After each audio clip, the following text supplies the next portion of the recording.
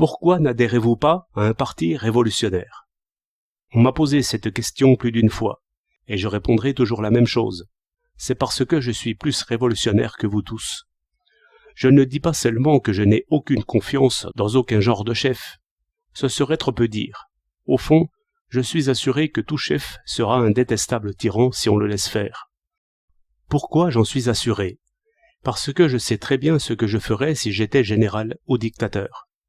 Les passions qui se rapportent à ce genre de métier ne sont jamais qu'endormies. Quel bonheur d'avoir une garde de fidèles.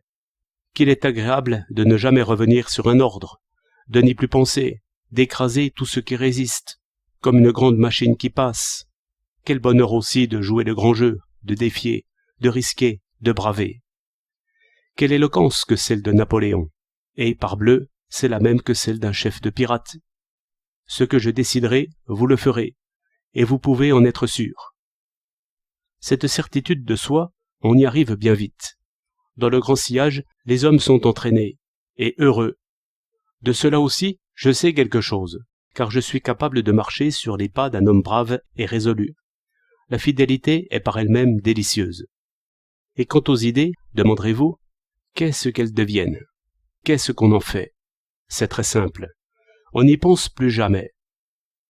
Il n'y a rien de plus facile que de ne pas penser.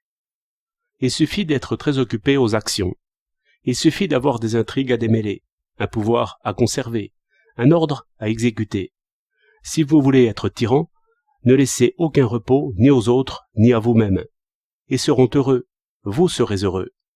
La puissance est comme un alcool. Le bonheur d'estimer donne la force de mépriser. On donnerait sa vie pour ses amis. À ce point de résolution, la vie d'un ennemi ne compte guère. Quel est donc l'orateur qui parle en égal à des égaux? Il commence bien ainsi, mais la fureur d'admirer, qui est enivrante, a vite fait de le déloger de sa modestie. Car le fracas des bravos est de force. L'oreille ne s'y trompe pas. On se sent maître et Jupiter d'un orage humain, d'un heureux orage qui jure de déraisonner. On se dit, marchons toujours, puisque moi du moins je sais où je vais. Mais ce n'est plus vrai. La première faute du chef, la plus aisée, la plus agréable, la plus ignorée de lui-même, c'est de se croire. Là-dessus, je n'irai pas ramasser des exemples. On ne voit que cela. Alexandre, Napoléon, Lénine, Trotsky, ce sont des hommes divins. Ce furent des hommes divins au commencement. Disons en peu de mots que le suffrage périt par l'acclamation. Stendhal, qui a éprouvé tous ces mouvements, a percé d'un coup la cuirasse, comme il fait toujours. La nation s'enivre de gloire. Adieu la liberté. Pourquoi est-ce ainsi? Il suffit de voir l'homme debout et marchant pour comprendre comment il se fait que c'est ainsi. La tête est petite et froide. Le dos est large et généreux.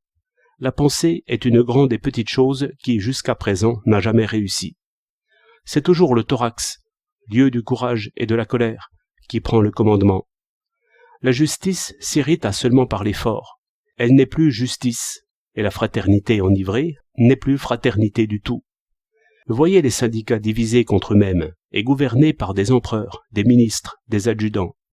Et pourtant, s'il y a au monde quelque organisation démocratique, c'est bien celle-là. Tout y devrait marcher par des réunions d'égaux, où le chef n'est que secrétaire. En fait, tout va par décret, mouvement d'éloquence et union sacrée. Si cet ordre nouveau s'affirme, ce sera par un Alexandre, par un César, par un Napoléon, qui refuseront gloire et puissance, qui seront et resteront peuple en toutes leurs fibres, qui sauveront dans ce grand corps les pensées diverses, égales, opposées, amies, qui aimeront la justice et refuseront ce mouvement de mordre, si terriblement joint à toutes nos amours. Et Descartes le solitaire a bien dit que notre plus ancien amour est de bien manger, d'où vient que tout amour dévore ce qu'il aime. Là-dessus, vous dites que la froide sagesse vous ennuie.